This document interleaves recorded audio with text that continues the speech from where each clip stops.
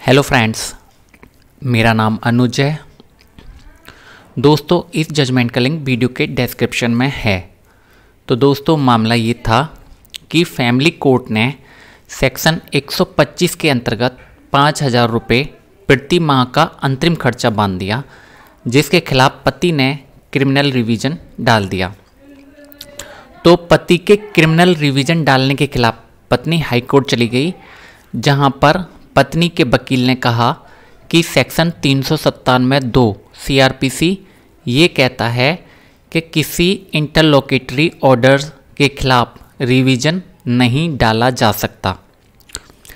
इस पर हाईकोर्ट ने कहा कि जिस सवाल पर विचार करना है वो ये है कि सेक्शन 125 CRPC के अंतर्गत अंतरिम मेंटेनेंस का आदेश इंटरलोकेटरी है या नहीं।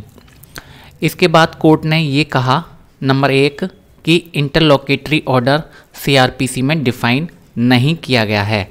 नंबर 2 कि सुप्रीम कोर्ट ने BC शुक्ला वर्सेस राज्य 1980 में ये डिफाइन किया है कि इंटरलोकेटरी ऑर्डर वह ऑर्डर है जो किसी केस को फाइनली डिसाइड ना करे और सिर्फ किसी एक पहलू या मुद्दे को डिसाइड करे।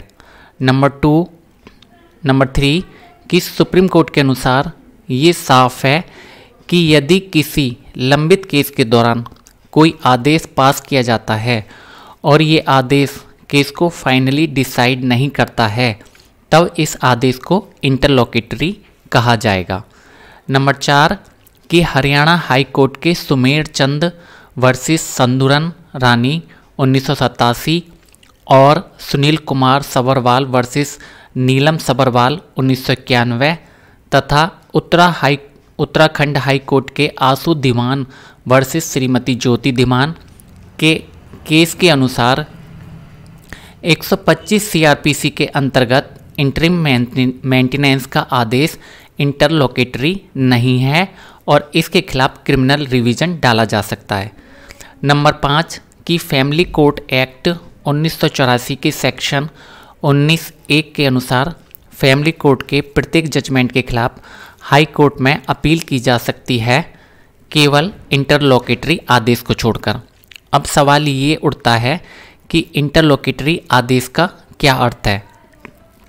नंबर 6 कि दिल्ली हाई कोर्ट के मनीष अग्रवाल वर्सेस सीमा अग्रवाल 2010 में ये डिफाइन किया गया है कि फैमिली कोर्ट एक्ट 1984 के सेक्शन 19(4) के अंतर्गत सेक्शन 125 से लेकर सेक्शन 128 CRPC के अंतर्गत आने वाले दोनों अंतरिम और फाइनल आदेशों के खिलाफ क्रिमिनल रिवीजन डाला जा सकता है।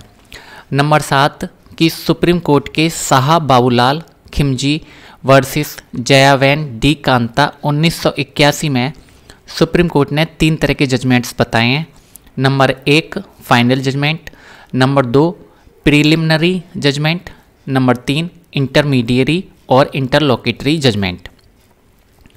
नंबर 8 कि इस कोर्ट की डिवीजन बेंच ने आकांक्षा श्रीवास्तव में ये निश्चित या डिफाइन किया कि ऐसा आदेश जो किसी व्यक्ति के अधिकारों को बहुत ज़्यादा प्रभावित करे, ऐसे आदेश को इंटरलोकेटरी आदेश नहीं माना जा सकता और इस आदेश के खिलाफ फैमिली कोर्ट एक्ट के सेक्शन 1904 के अंतर्गत फैमिली कोर्ट के सेक्शन 19(4) के अंतर्गत क्रिमिनल रिवीजन डाला जा सकता है। और यही बात इस हाई कोर्ट की फुल बेंच ने राजेश शुक्ला वर्सेस मीना शुक्ला 2005 में भी कही है।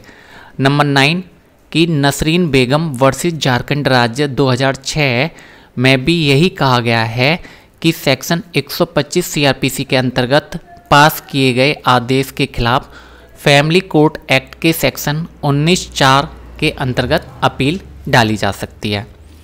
और अंत में इस हाई कोर्ट ने कहा कि अगर किसी आदेश से किसी व्यक्ति के अधिकार बहुत ज़्यादा प्रभावित हों तो इस आदेश को इंटरलोकेटरी आदेश नहीं कहा जा सकता और फैमिली कोर्ट द्वारा बांधे गए अंतरिम मेंटेनेंस के खिलाफ फैमिली कोर्ट एक्ट के सेक्शन 19(4) के अंतर्गत क्रिमिनल रिवीजन डाला जा सकता है और इसलिए ये अपील खारिज की जाती है।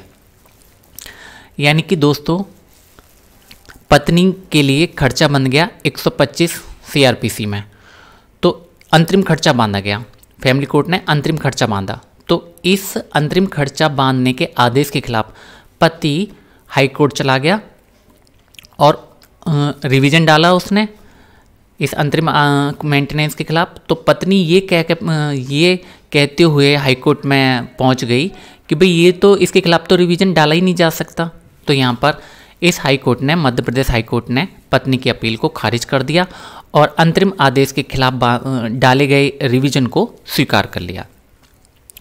दोस्तों अगर आपका कोई सुझाव है तो कमेंट सेक्शन में ज़रूर बताएं, और अगर आपको मेरा काम पसंद आता है, मेरे वीडियो पसंद आते हैं तो चैनल को सब्सक्राइब करें ताकि ज़्यादा से ज़्यादा पीड़ित पुरुषों तक मेरे ये वीडियो पहुंच सके।